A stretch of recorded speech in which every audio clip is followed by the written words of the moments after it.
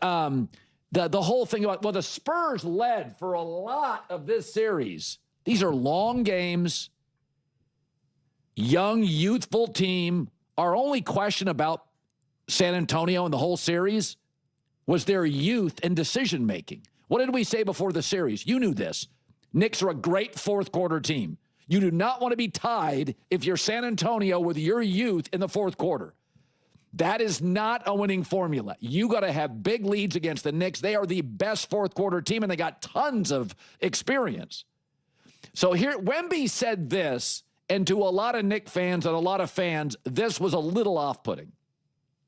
One of many things I learned is the margin of error is very, very thin. Our domination stints are absolute. We absolutely dominated for most of the series. But our errors, our mistakes, are punished so hard that we can't have ups and downs like this so much, you know. The ups are okay, the downs, it's the reason we lost. Again, I don't want to hear about your punch percentage. I don't want to hear about that. If the other guy knocks you down 3 times, you won the fight. Even in soccer, time of possession matters, but I don't care about it if they're scoring quickly. All right, here we go again. As usual, we're having all the wrong conversations about this series, and it's driving me up a wall. Let me just say this right off the bat, what Wembanyama said is absolutely spot on. 100% correct. There's no debating it. The San Antonio Spurs were completely dominant and in full control of essentially every single game they played against the Knicks. Let's just run through the numbers real quick because they tell the whole story. Game 1, Spurs up by 13 in the third quarter. Their win probability was sitting at 91.6%. Game 2, Spurs leading by 2 points with just 1 minute left in the fourth quarter. Win probability at 72.8%. Game 4, Spurs up by 20 points with 9:33 remaining in the fourth quarter. They had a 99.6% win probability. That's what Wembanyama is talking about. That's the context everyone seems to want to ignore.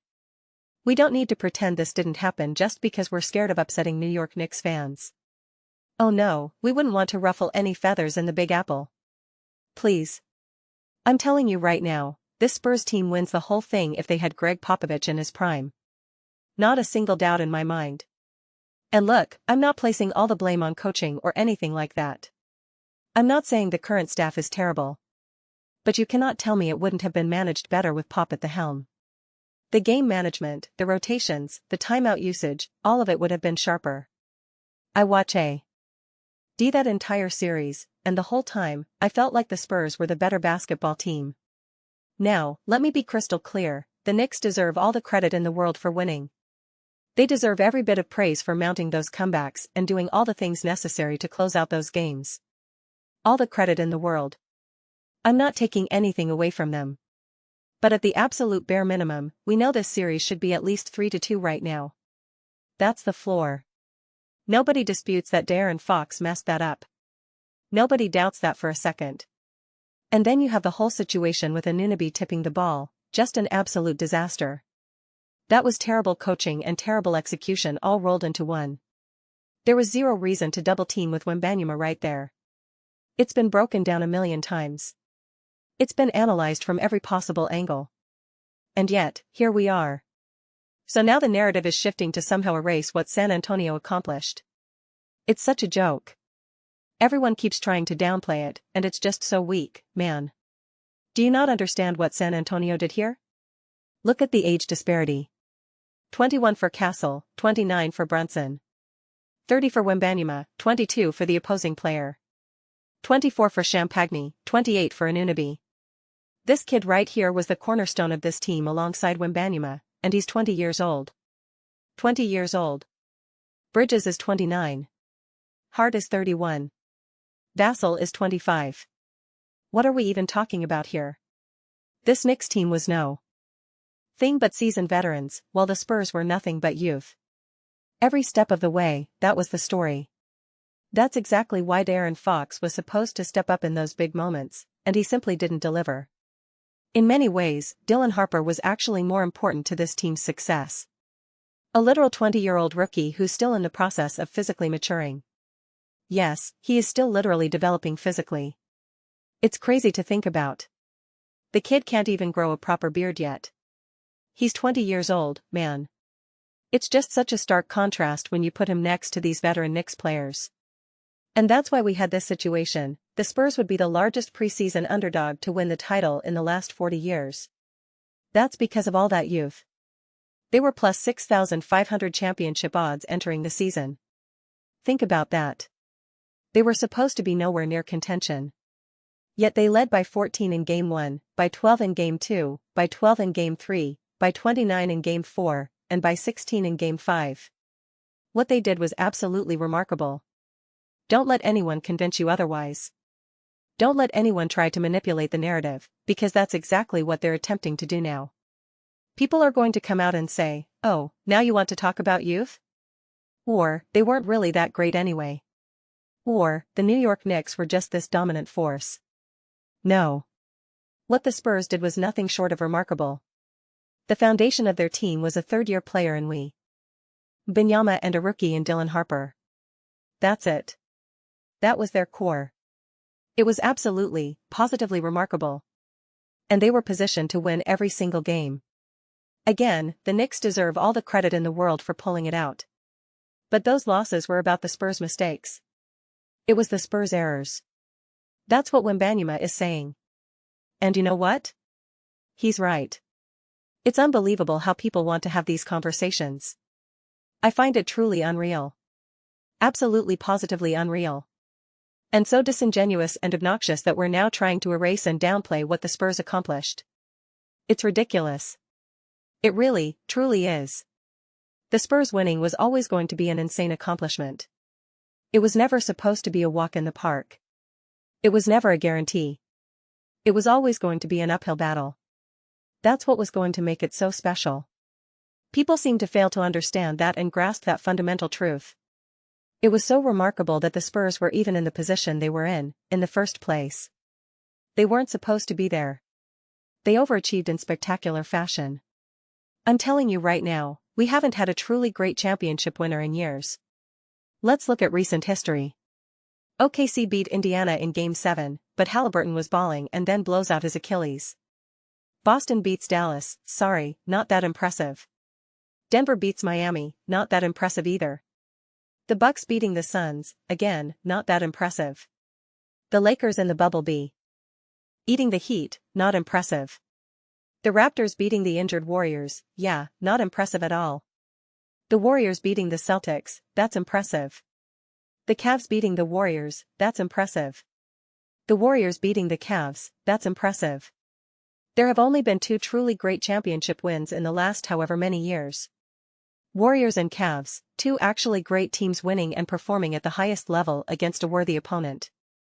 The Spurs, and listen, you could even make the argument that the one year the Warriors did it was a similar situation with the Spurs and the Celtics, too soon, too young.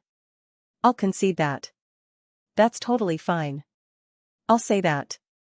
The only thing that changes that is that they obviously had multiple rings already, right? So they already had that experience and pedigree. But with this Spurs team, it was just a tad too soon. I mean, they have a coach that's barely coached. This was his first actual full year when he was officially the actual head coach. I think the year before he was considered the interim. My math is all messed up right now trying to figure it out. All the years start to mesh together in my head.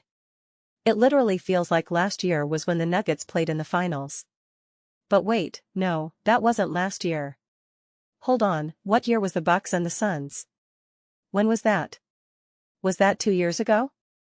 3 years ago? 5 years ago? Is that 2019?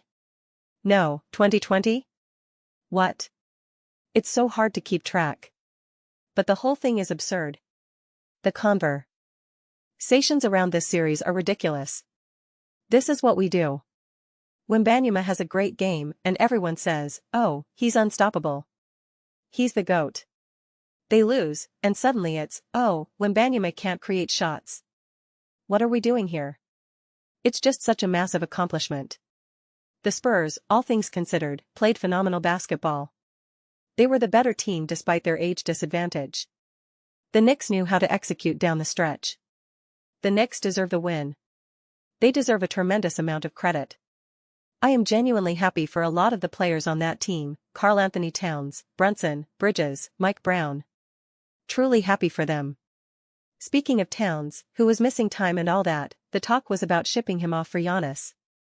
So I love the revenge factor that Karl-Anthony Towns was able to bring to this series and be able to have his moment and win it all. Again, it took him forever. Look, it took all the players on the Knicks years and years and years to get there. They were going up against 22-year-olds and 20-year-olds. The guys who were playing the most meaningful minutes, the most important possessions, because just looking at averages doesn't do it justice. That doesn't capture the full picture. The average age of the players on the court in the biggest moments, the ones you were actually relying on to make a play, the ones you needed to say, "We need you to make a play. We need you to close this game out," that average age was 20 years old. 20 years old. If you can't see the accomplishment of that, if you can't see the disadvantage of that, if you can't see the insanity of that, if you can't appreciate the greatness of that, if you can't appreciate the accomplishment of that, if you can't see the rarity and the uniqueness of that, if you can't see the historical significance of that, if you can't see the beauty in that, then you are simply confused. But those are just my thoughts. I'd absolutely love to hear yours. What do you guys all think about the San Antonio Spurs coming up short against the New York Knicks? How do you feel about how Wembanyama has handled it, and what Colin is saying about all of this? Let me know your thoughts in the comments below. I read every single comment. So whether you agree with me or disagree with me, either way, let's get into some discussions. Let's get into some debates, but ultimately, let's just have some fun. Please do consider subscribing. We're building an amazing community here, and I would absolutely love to see you be a part of it. I want to build something that we all generally feel connected to. Something that we're really excited to be a part of.